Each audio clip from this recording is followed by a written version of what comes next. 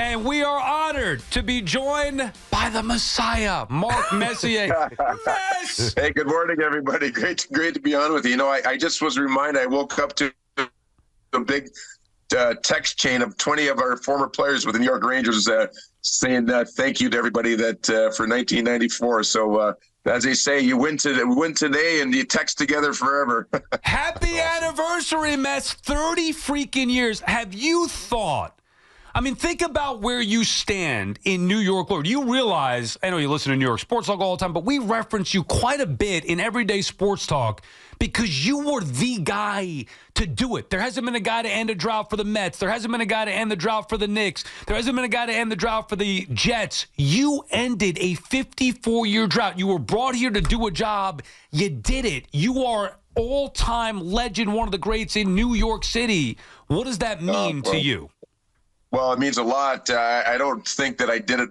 I didn't do it. We did it. As you know, it takes a team effort. It takes an organizational effort to do something like we did in '94. I was, brought in to hopefully lend some experience that I had in Edmonton coming to New York.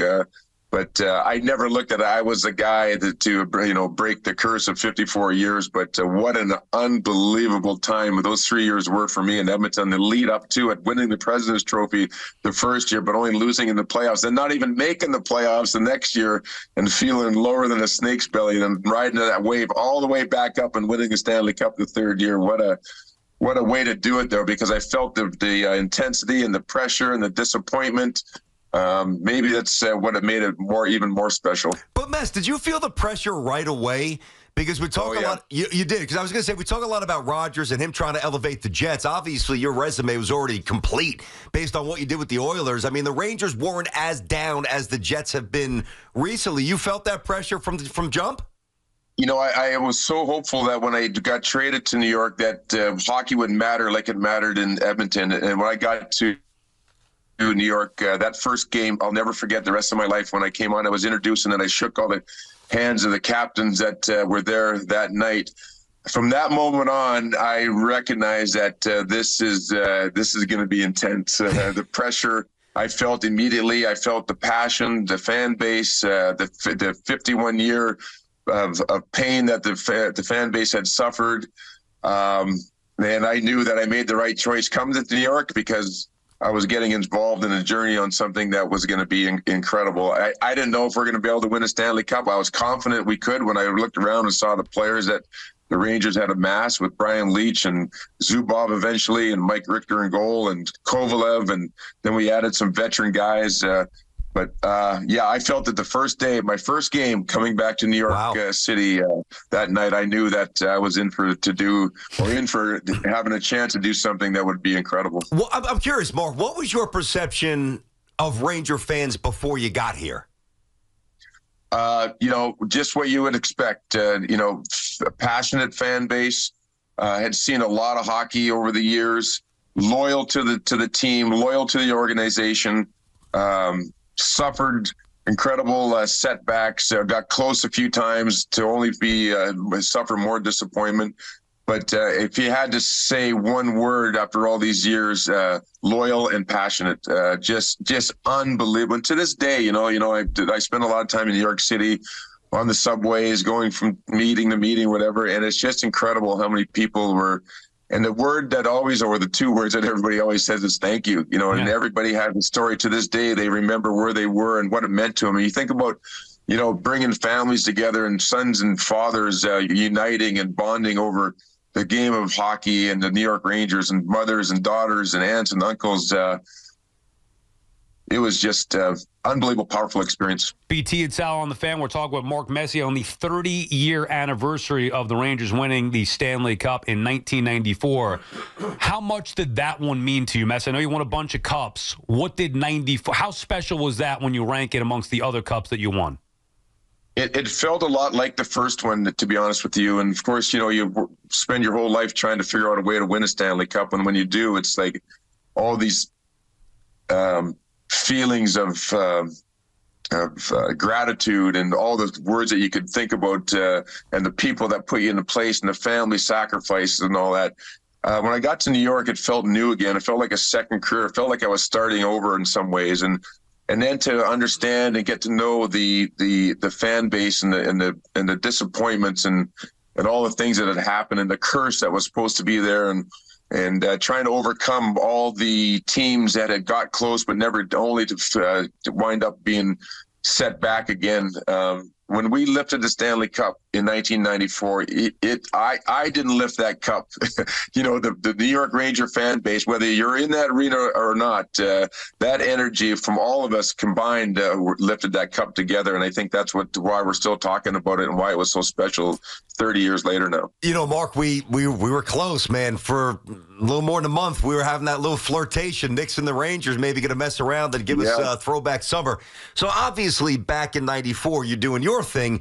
But, I mean, how much were you and the guys able to enjoy the run that the Knicks run? Yeah, well, that's what was great about 94 is that I was a big Pat Riley fan anyways. I loved his book. What an incredible leader. The Winner Within, right? That book, talking about that one? The Winner Within, yeah. And I used to give my teams, every Christmas I would give the team a book of something to read, like that Sacred Hoops by Phil Jackson. All different kinds of books on leadership, and that would be something that I do every year. But so we kind of got to know each other a little bit.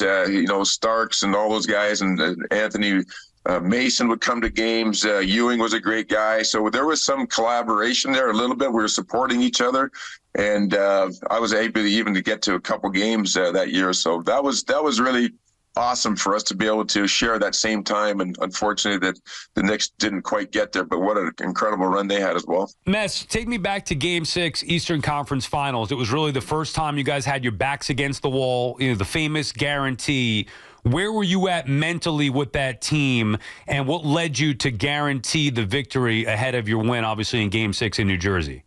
I was all in on the team. I think one of the things that helped me coming to New York was the experiences I had in Edmonton, winning the 5 Stanley Cups, and what winning feels like, what it looks like and feels like on the ice, what it looks and feels like off the ice, the organization, the commitment to winning, not only from the players themselves, but everybody in the organization, from the team services to the general manager to the ownership, Stanley Jaffe, Neil Smith. Then we get Mike Keenan comes in. We were all in. I knew that we had a good enough team to be able to win the Stanley Cup that year. We had everything that you need in a championship team. We had toughness. We had grit. We had superstar defensemen. We had unbelievable goalie. We had all the experience, the guys that had been through the wars. And the mix of youth and experience that year was unbelievable. We had to figure out a way to play better in the New Jersey series. They had a great team as well. They were a little inexperienced, maybe, if you look back at it now, but Brodeur was amazing, had a great, tough, strong defense. So we had to figure out a way to play better as a team. We couldn't expect New Jersey to, kind of hand it to us. And we had to ask more of each other, and we're able to do that. Bateau scoring a huge goal to send us to the Stanley Cup Finals. Richter standing on his head in Game 6 to keep us even in the game, to give us a chance in the third period. So I was all in on that team. I didn't care what needed to be done at that particular time. I would have said or done anything to hopefully make a difference and make sure that the belief was and the confidence was still in our team going into Game 6. That's awesome. My partner wants to run through a wall right now. Woo, baby, goosebumps. I got goosebumps, Matt. Thank you. Oh, my God. Matt, so, Mark, let me ask you this. So let's marry the past and push it forward with the present and the future. Ewing's name came up. The Knicks never really got him that second star in the NBA. You got to have one. Didn't win. Lundqvist, all-time great, close, didn't win. Shesterkin, in his prime, got a lot of great years left, haven't won yet. And really, we focus on the Florida series. I don't think the Rangers look great against Carolina either. Now, if you disagree, of course, more than I didn't think they looked that good. You check me if you have to. What does Chris Drury have to do this summer? Because even last year at the Devils, that was embarrassing. What are the big moves? What do they need to do? Well, I agree with you. I think the Rangers did play well this year. They did play well at times in the playoffs, but there was at times in the playoffs they didn't play well. In the Carolina series, they got through it. Carolina, in my opinion, had inferior goaltending to be able to win at that time of year. the one thing that the Rangers did is they had a goalie that wouldn't quit. He just did everything in his power to keep the team in it, but they were just overwhelmed by Florida. And I always say at this time of year, it will expose the truths of your team. It will expose your weaknesses. It'll also expose your strengths. So it's a double-edged sword, but there's no hiding it at this time of year. And whatever your team is lacking, and we're seeing it a little bit in the series right now with Edmonton. Edmonton is deficient in some areas there, and Florida is able to expose it. And me, I don't know what they need to do, because unless you are actually in the dressing room and you have your finger on the pulse of every person in there, every player, what he's doing on the ice, what he's doing off the ice, what is his passion level, what is his commitment level, what is his focus level. It's hard to make a determination of who you have to play, but you do have to make the determination of is your core strong enough to lead a team to a Stanley Cup? That is the first thing that you have to ask yourself. Of course, the fringe players, the depth players are important. We're seeing that in Florida right now. Their depth players are incredible.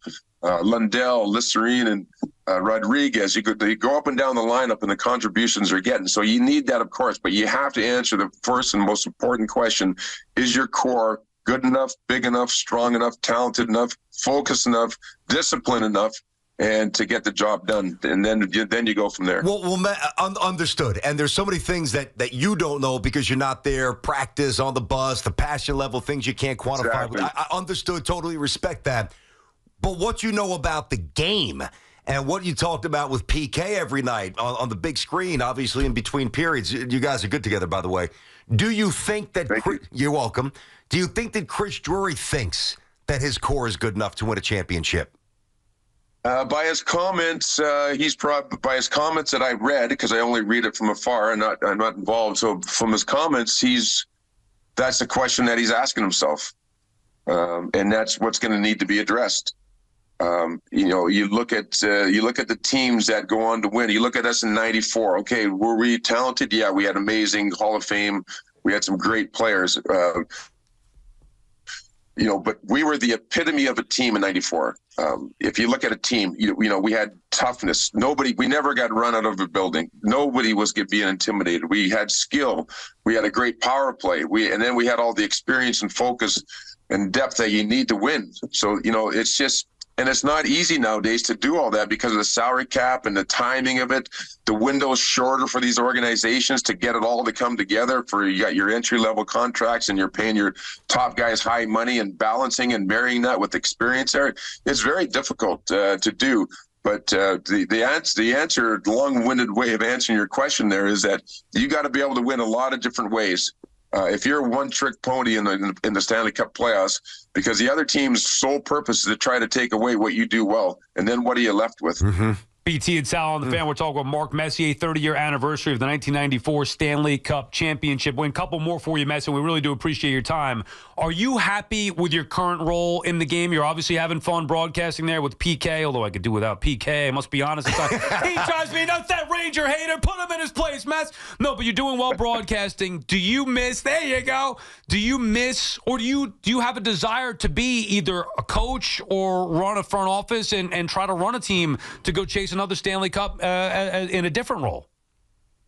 Well, I will say that when I was asked to do the ESPN role on the analyst desk, I didn't know if I was going to enjoy it. So I'll clear this. I'll say this one thing right now. I'm having the time of my life right now doing this role.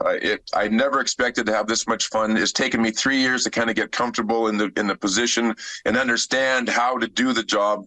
And like anything else, you got to be a professional. And I have so much respect for the guys that do what I'm doing, that do it really well. Every night that I drive home, I kick myself in the ass for not saying something that was so obvious or critiquing my own performance. But I'm starting to feel better, so that's the good news.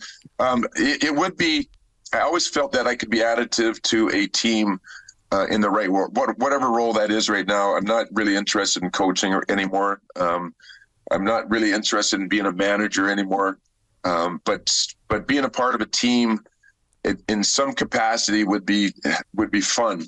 But it'd have to be in the right situation, the right team around you. As you know, it's all about people. I thought I was in the hockey business for for 26 years, but the reality is I was in the people business for 26 years. You got to inspire people. You got to create a culture that's conducive to winning. Those are the things that allow teams and individuals to become a team and eventually go on and win a Stanley Cup. You know, Mess, you've talked about it in the past, the impact of Mike Keenan's speech prior to Game 7. I know it's 30 years ago, but can you tell us what he said? You said it's great, one of the best things you ever heard. Can you tell us a little bit about specifics to what Keenan said ahead of that Game 7?